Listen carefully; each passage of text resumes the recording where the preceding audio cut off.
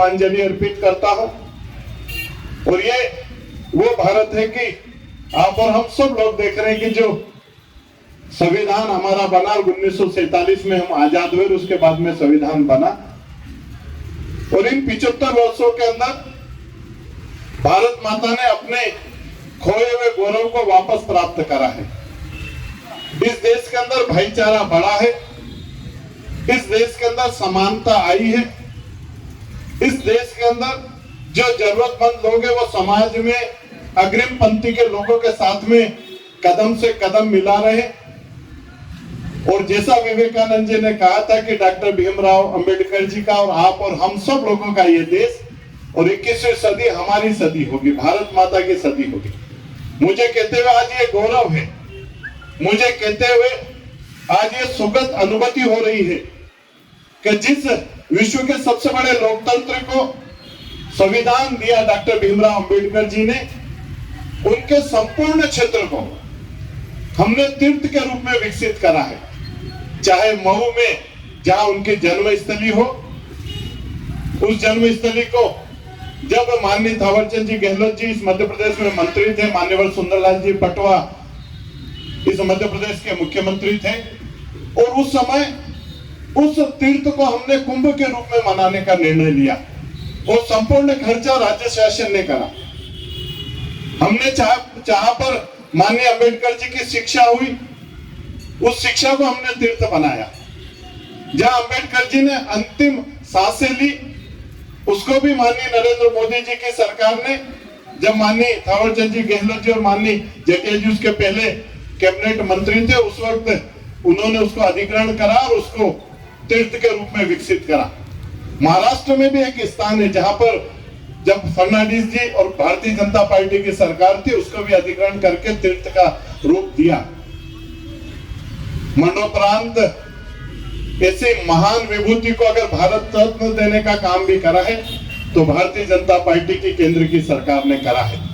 ये बात मैं आपको इसलिए कह रहा हूं कि जो व्यक्ति ने, जिस महान विभूति ने इस देश को संविधान दिया, वो भारत रत्न निश्चित रूप से थे ही थे, लेकिन देर जरूर हुई। लेकिन जो सर्वोच्च स्थान इस देश का है, वो सर्वोच्च सम्मान भी हमने उनके श्री चरणों में अर्पित करने का एक प्रयास हमने करा है। मुझे कहते हुए आज ये गर्व है कि इस देश में जो जरूरतमंद लोग थे, उन जरूरतमंद लोगों को लाखों करोड़ों मकान देकर उनको एक सम्मान का जीवन यापन।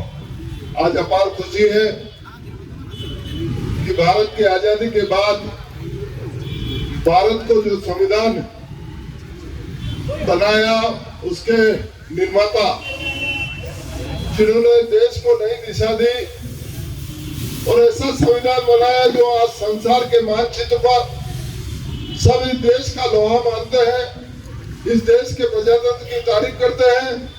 आज कौन सा ऐसा देश है विश्व में जो भारत के प्रजातंत्र के अनुसार चलने का संकल्प नहीं लेता। मैं इस अवसर पर बाबा साहब भीमराव अंबेडकर जी ने जो हमको एक दिशा निर्देश दिए और जो एक संविधान के प्रति हमारी सच्ची निष्ठा, श्रद्धा और उसके अनुसार चलने का हम सब संकल्प लें। और पुनः मैं बाबा साहब के चरणों में सत वंदन करता हूँ। धन्यवाद। जय भारत। संविधान के तहत भारत विश्व के सबसे बड़े लोकतंत्र के रूप में काम कर रहा है और हम भारतीय जनता पार्टी के उस विचार को लेकर आगे बढ़ रहे हैं जिसमें सर्वव्यापी और सर्वस्पर्शी योजनाएं, कार्य और विस्तार होना चाहिए, सबका साथ और सबका विकास होना चाहिए। ऐसी विचार को लेकर भाजपा और हम सब लोग काम कर रहे हैं। एक बार पुनः आप सभी को अम्बेडकर जयंती की हार्दिक हार्दिक शुभकामनाएं। धन्यवाद। के अधिकार दिए, दिव्यांग के अधिकार दिए, सबके अधिकार प्राप्त है। इसके साथ ही साथ इस प्रकृति पर जिंदा रहने वाले पशु, पक्षी, जानवर जो भी इस पृथ्वी पर जीवित है, उन सबको कानून के साथ बांधा गया है। उनके सबके लिए भी नियम है, कानून है। आप अपनी मर्जी से चाहे जिसका चाहे जिसे वध नहीं कर सकते। ये सारे के सारे नियम कानून संविधान में है। क्योंकि हमारा देश जिस जमाने में आजादी के बाद हम धीरे धीरे इस ओर बढ़ रहे थे, उस जमाने में काम के कोई घंटे नहीं हुआ करते थे। 16-16 घंटे 20-20 घंटे काम लिया जाता था।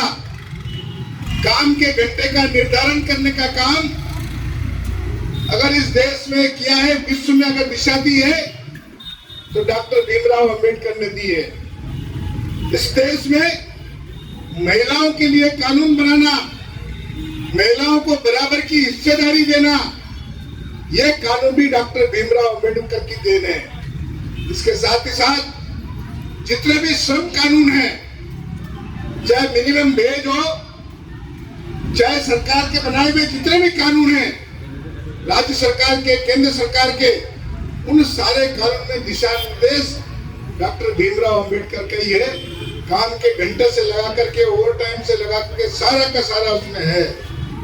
मैं आज के अवसर पर कहना चाहता हूं कि हम सब लोग उनको पढ़े, डॉक्टर भीमराव अंबेडकर की जीवनी को पढ़े, डॉक्टर भीमराव अंबेडकर द्वारा बताए गए कार्य को पढ़े, उसको समझे और उसको पढ़ करके, समझ करके अगर हमने थोड़ा बहुत भी ग्रहण कर लिया, तो आज के राजनीतिक जीवन में, सामाजिक जीवन में, किसी भी क्षेत्र में हम काम करते हैं, उस काम में काम करने के लिए हमको एक मार्गदर्शन मिलेगा।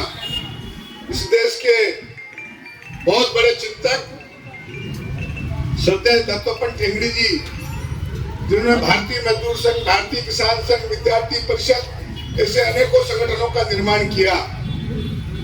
उन्होंने डॉक्टर भीमराव अंबेडकर की, उनकी सहमति से पूरी बुक को अंग्रेजी का हिंदी में, हिंदी का मराठी में, संपूर्ण देश की अलग अलग भाषाओं में उन्होंने अनुवाद करके सारे देश की लाइब्रेरियों में रखवाया। वो दोनों मित्र थे और मित्रता के साथ साथ श्रमिक क्षेत्र में क्या और बेहतर हो सकता है, इसके लिए